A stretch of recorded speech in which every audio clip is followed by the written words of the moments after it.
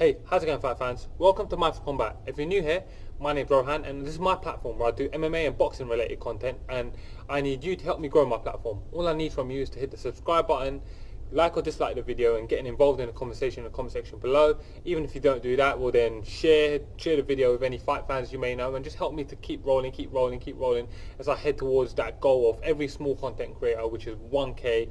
I've hit 700 now, and really I just want to push through to that 1K. So guys, I need your help to help me do it, and I'm dependent on every single one of you, so please do help me. Anyways, with that said, the awkward part out of the way, this is a video that I'm really looking forward to make, because I'm going to be giving you my picks for the full main card on UFC on ESPN 4.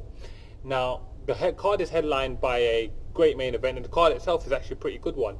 The main event in its own right, I could have done a full-fledged fight breakdown on, as I normally do with some of the fights I'm more interested on, but I've decided to do it this way because I wanted to do fight picks on most of the card, if not all the card, and if I was just to do that card, I didn't feel like this the rest of the card was strong enough. Although from a hardcore fan's perspective, yes, it's strong enough that you would want to watch the breakdowns, but for me to be able to get as many clicks and likes and views, I'll be honest, that's what I'm trying to get here, as possible, I needed to fit it all into one. So this way I get to fit in all the breakdowns of all the fight picks I want to do, whilst also, you know, just being able to maximize the views that I'll be able to get. So full disclosure, full transparency, that's what I'm doing here. And yeah, so this is a really great card. As with previous cards, I'm just going to go through the fights. I'm going to give some basic things that I think you should consider about the fights and give my picks. I won't be giving detailed breakdowns like I've done on some of the more key fights in the past. But anyways, guys, without me dragging this part on for too long, let's get into it. So let's go straight into the main card. Opening up the card, we've got a rematch from 2008 between Andrei Arlovski and Ben Rothwell. Now, this is an interesting fight in the heavyweight division, and one where both the guys coming into this fight find themselves on crossroads in their career. Being on the back of a long losing streak and needing to catch a win is not something that's new for Andrei Arlovski. He's done it before on 2 different occasions. He done it when he had lost 4 fights in a row, rebuilt himself all the way to a title contender in the UFC. Then he lost 4 fights in a row and then won back-to-back fights. Now, Andrei Arlovski's most recent run has been pretty uninspiring. He's lost 4 fights in a row. One's been overturned because Walt Harris tested positive. And coming into this fight, he's essentially 0-3 with 1 no contest. Some of those decisions were real close though and could have gone his way, but that being said, he has still lost all of those fights, and coming into this, he's 2-8 in his last 10, which is pretty appalling. He fights Ben Rothwell, who's 0-2 in his last 2 fights, those being losses to Blagoy Ivanov, his first fight after his steroid suspension, and before that he had lost to Junior Dos Santos to snap his win streak. Coming to this fight, both men need a win. So Andrei Arlovski comes to this fight, he's 40 years old, he's fighting Ben Rothwell, who's 37 years old.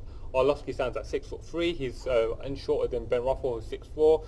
Ben Rothwell obviously will weigh in around 265. He's a big man. He's got a 78-inch reach, which is 1 inch longer than Andrei Arlovski's reach. Ben Rothwell, although he has been losing, he's been losing to JDS in what was essentially a title contenders fight at the time, and then he lost to Blagoy Ivanov in a controversial close fight. And although once upon a time Andrei Arlovski was able to get him, I think those days are long gone. I feel like Andrei Arlovski at 40 years old, his chin's been shot for a long time. Ben Rothwell has shown us he can crack hard and has shown us some pretty good form. I believe the fight with Blagoy Ivanov, he may have been a little bit rusty as well with all the time he had off. I think he had about 3 years off. So coming into this fight, you should expect a better Ben Rothwell. I'm expecting him to be able to find Andrei Arlovski's chin at some point in the 15 minutes of their fight. So I'm going to pick Ben Rothwell for that fight there. Moving on, we got the Alexander the Great Hernandez versus Francisco Trinaldo. Now, Alexander Hernandez, prior to his loss to Don Cerrone, was a very heavily hyped prospect. 2-0 in the UFC with 2 good wins. He had stopped Beneil Dariush on short notice, which is an exceptional win. And then he had beaten Olivier Aubin-Mercier, which is another good win. He fought Francisco Trinaldo, the 40-year-old UFC vet, who's got a record of 23-6, coming up for a win. He hasn't fought since September last year. But coming into this fight, it should be an interesting fight. It's definitely a good test for Alexander Hernandez to see how he does. Alexander Hernandez is just 26 years old with a record of 10-2, standing at 5'9". Francisco Trinaldo also stands at 5'9" with a 70-inch reach, which puts him at a 2-inch disadvantage over against Alexander Hernandez. Now, I think Alexander Hernandez's youth and explosiveness and just hunger is going to play into this fight. He's a bit bigger than Francisco Trinaldo as well. I believe he has a bit more of a diverse game, and that should be able to ride him to a win over the durable and ever tough Francisco Trinaldo, who I do have a ton of respect for. I just don't see him as being the guy that's going to get the win here over Alexander Hernandez. I'm picking Alexander Hernandez for the win. Moving on, we've got James Vick taking on Dan Hooker, which is an exceptional fight. James Vick is 32 years old. He holds a record of 13-3, and he's a massive lightweight, standing at 6'3" with a 76-inch reach. He fights Dan Hooker, who is 29 years old, holds a record of 17 wins and 8 losses, and stands at 6 foot tall himself with a 75-inch reach. Now, it should be noted that Dan Hooker has fought at featherweight before, and prior to his most recent run going 4-1 in the 155 division, his whole career he was considered a low-level featherweight fighter. Now, Dan Hooker took a horrendous beat in his fight with Edson Barboza, but he showed me some stuff, showed me his durability, his toughness. We've always known that Dan Hooker can hit hard, and I picked him to beat Edson Barboza. That's not the way it panned out, but he's a very talented and very good fighter. James Vick, for all the noise he was making for not getting a top caliber fighter, in my opinion, has never been a top 15 fighter or even a top caliber fighter. Yes, he beat Francisco Trinaldo, which was a good win, and he beat Irish John Duddy. Sorry, completely slipped my mind there, but he beat John Duddy. Actually, yeah, you know what? It's fair to say he was top 15, never top 10, and I believe he's shown some susceptibility and vulnerability. He's shown that he's a bit chinny, in my opinion. He got stopped by Beneil Dariush pretty brutally. He got stopped by he got stopped by not James Vick. He is James Vick. He got stopped by Justin Gaethje pretty brutally, and then he also lost the fight to Paul Felder. So when he's had those true step-up opportunities, he's fallen short. With that being said, I feel like Dan Hooker's got a really good stand-up game. He hits hard and he's very talented. I think at 155 he's a very good fighter. When you look at his wins over Gilbert Burns, that goes to show you just how good Dan Hooker can be. So I'm going to pick Dan Hooker to be able to get the stoppage in this fight against James Vick. I'm not trying to disparage James Vick at all. I do think he's a talented, incredible opponent. I just feel like his future may be at welterweight. Maybe he's cutting himself too much, and that's making him a little more vulnerable than he needs to be. I think Dan Hooker should be able to get the win here.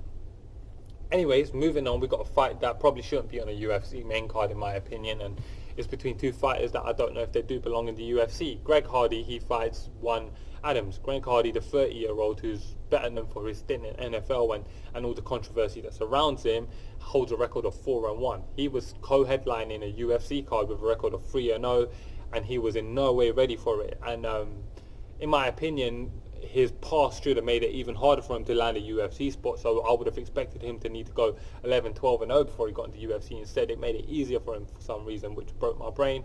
He fights Juan Adams, the 27-year-old, who has a 5-1 record. They both stand at 6 foot 5 inches, and they both have a 81-inch reach. Well, I think Greg Hardy is 80.5 inch, so he's a bit shorter than. He's got a bit of a reach disadvantage when he's fighting Juan Adams. Neither of these guys are world caliber, in my opinion, but they are big, athletic heavyweights. I suppose UFC is a place where you always need heavyweights.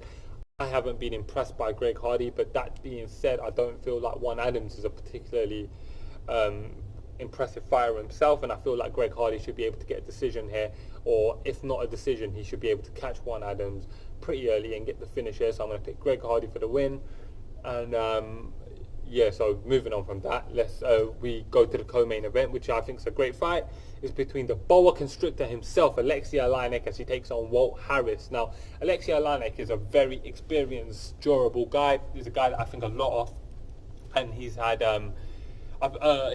over 60, 70 professional fights. He's had a lot of professional fights. So this is a dude who's been around for a long time, and he fights Walt Harris, who's proven to be credible in the UFC's heavyweight division despite a rough start to his UFC tenure.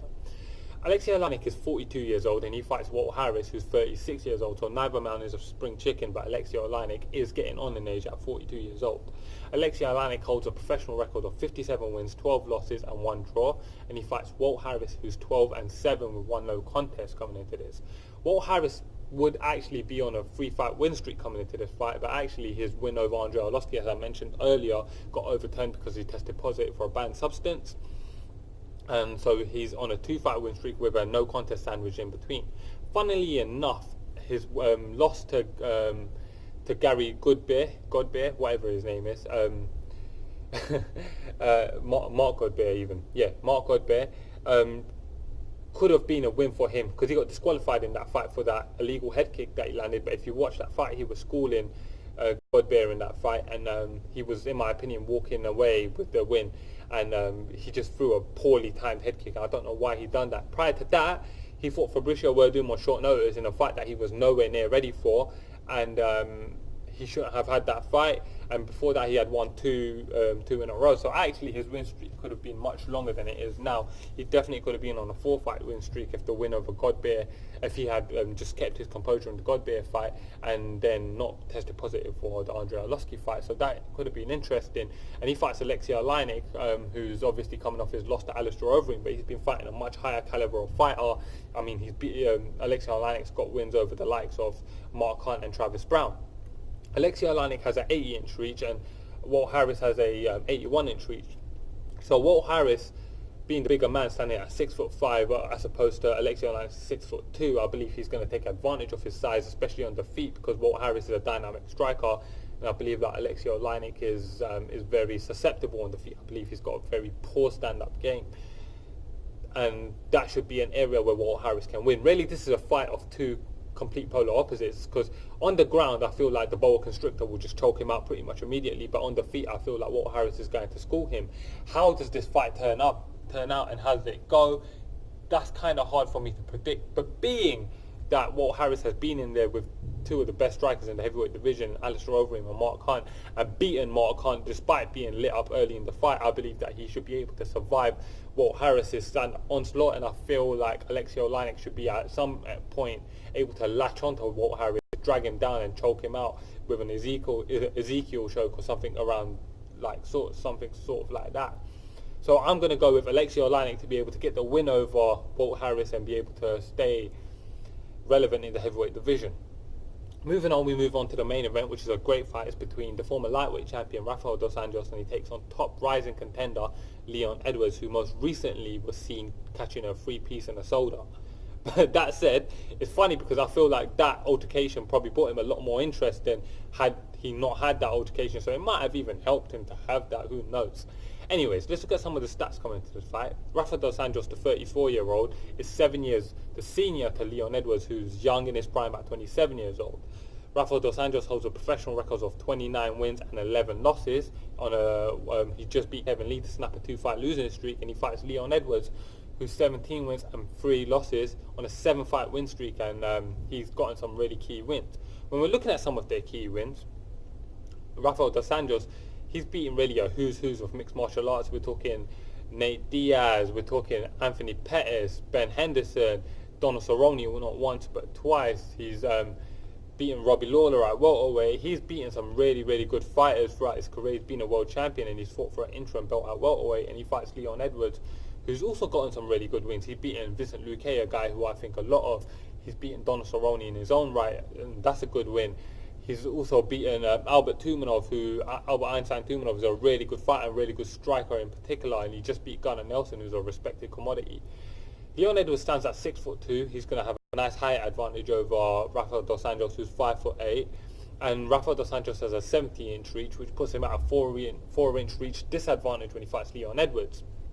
Now, whilst the stats are there, I believe that Rafael dos Anjos enjoys a vast experience advantage over Leon Edwards, and the fact that he has fought so many better fighters and he's been in the limelight so much, and he's had those tough losses and he's had to rebuild, should help him in this fight.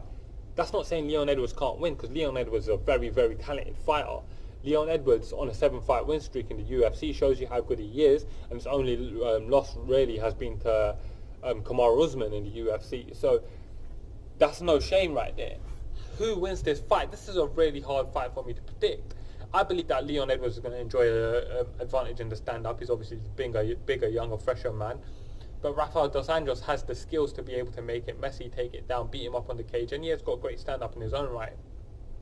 I'm not convinced either way of who's going to take this fight, but I feel like something in my gut is telling me this is going to be Leon Edwards' fight to win, and it's going to be his coming out party in the top 10 of the division. I mean, he's got the momentum, he's got the size, he's younger, he's fresher, he hasn't taken as many beatings, and now Rafael dos Anjos can be able to take him down and be able to get the win. I just don't feel like he will. I feel like Leon Edwards is going to be able to keep this on the feet and is going to be able to use his size to be able to piece up dos Anjos and get the win on the feet. So for my official pick for that one, I'm going to go with Leon Edwards to get the win. Anyways, guys, those are my picks for the main card.